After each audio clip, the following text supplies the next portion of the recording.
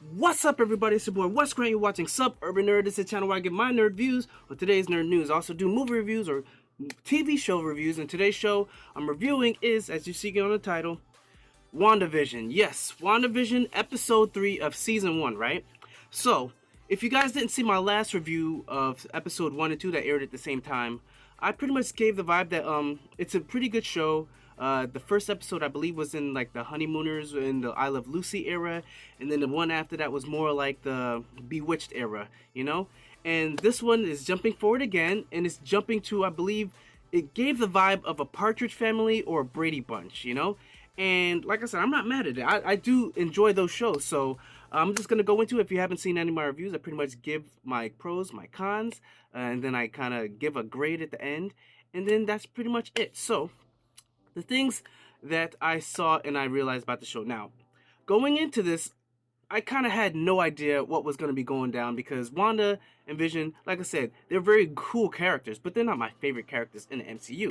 So them doing this in the trailers made it look kind of weird as far as the vibe or what kind of thing they were going for. And you don't really know what's going on. So episode 1 and 2, there was like hints of things going on in the background. You're not too sure. Episode 3 definitely opens the gates or opens the curtains a little bit more so you can see behind the veil, sort of like the Wizard of Oz. And I think, right off the top of my head, I think this may be a prison of Wanda's own creation, right? So I'll just go about what I see what happened in the episode. Now, this episode was continuing from the last one where they kiss and then the world starts getting color, right? So they get color. And then she finds out she's pregnant. And then they get a doctor. The doctor comes through, and then the whole shenanigans. And then the thing that I like about these things or these shows that they're doing with WandaVision is it definitely has that humor, that subtle humor. And I found myself chuckling a lot of the times. And it definitely did a job of being like one of those funny sitcoms, you know? The little things that they say here and there, and then wacky kind of situations that happen. But the doctor comes through, and then he, Vision's trying to ask, oh, okay, what if she is little bit early, like how early you think, like a day, and then Vision's trying to find out what's going on, because he's confused himself. The doctor goes on, and then like she starts getting bigger and bigger, and then Geraldine rolls in with the shenanigans and a stork, because there was this noise that Wanda heard, and she didn't know what it was. But then Geraldine come through, and who is actually it's Monica Rambeau.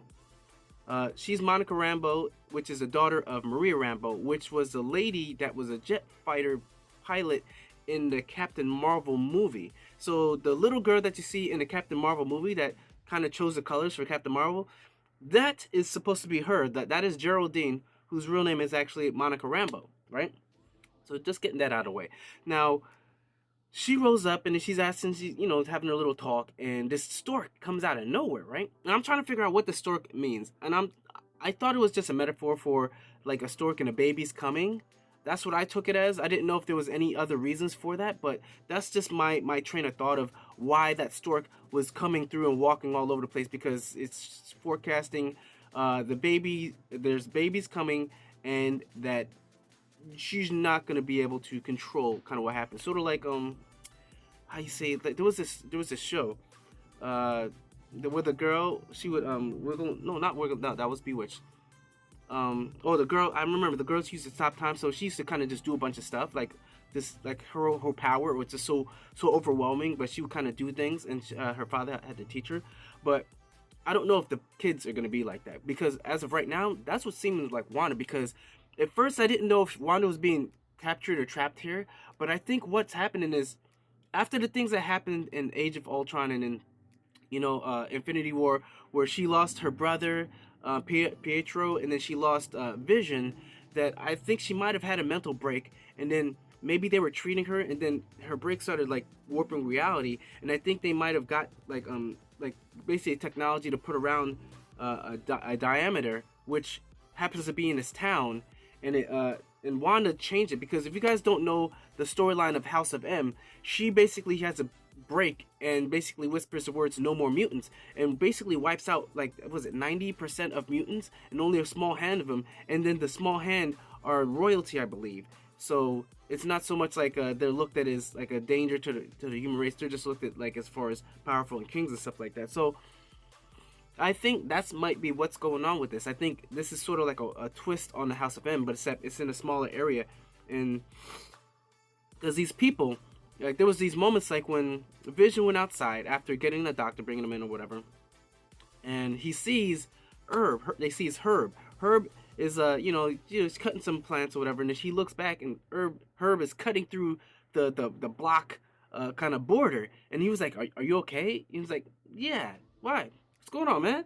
And then like he goes out, and then another situation right there is when Vision comes back out, and then what's her name? Agnes, the next door neighbor, is talking to Herb, and then he sees him whispering, and then he comes back and is like, "Is everything okay?" He's okay. And then they're like, "Oh, is everything okay?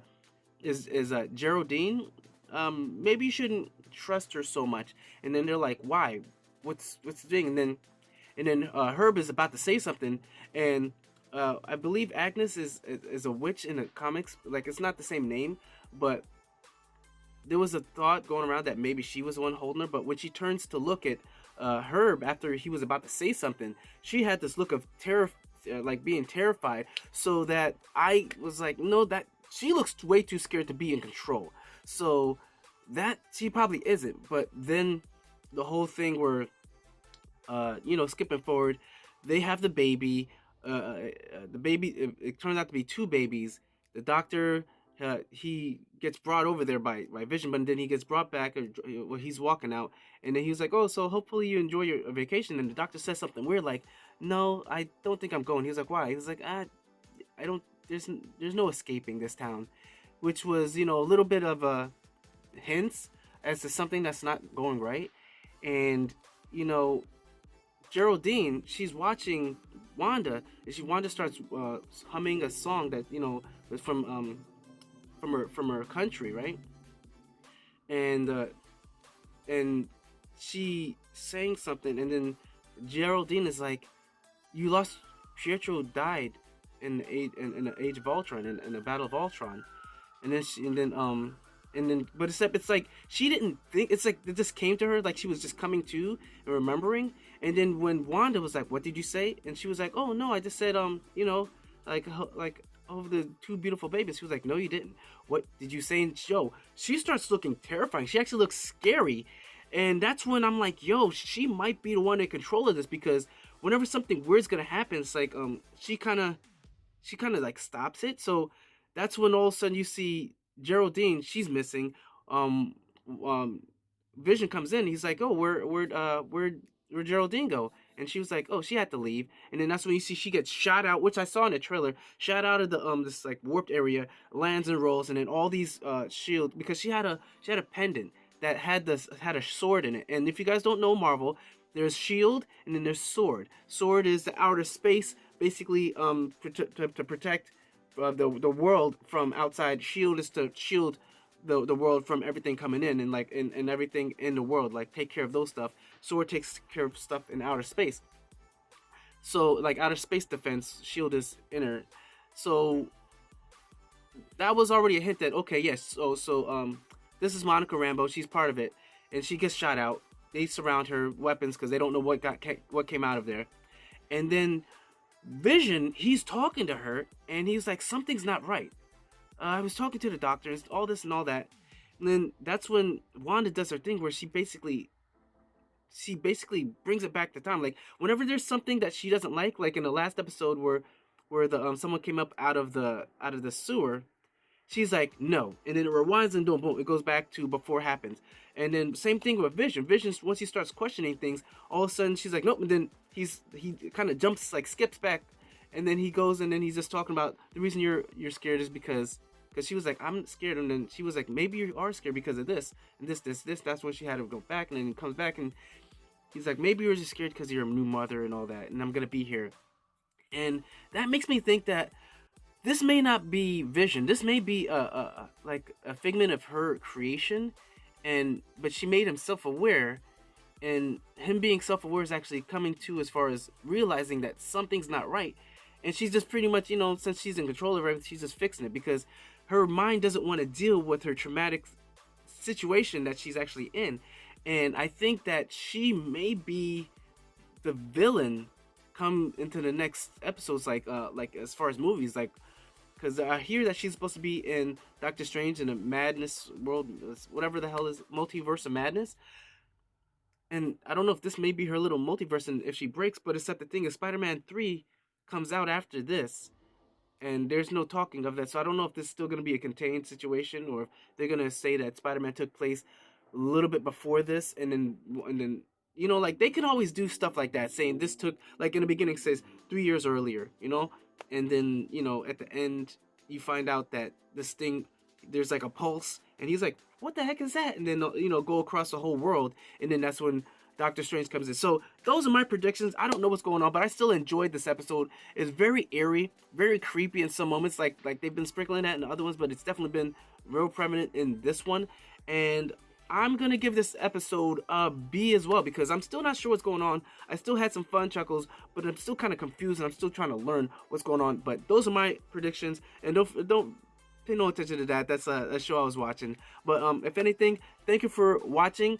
Comment down below. Tell me what you guys think, because I'm very interested in hearing your guys' thoughts as well. And that's pretty much it. So remember to comment down below, share this live, subscribe, and I'm Wes Grant. You've been watching Suburban Nerd, and you've just been nerdified. Catch you guys on the next review.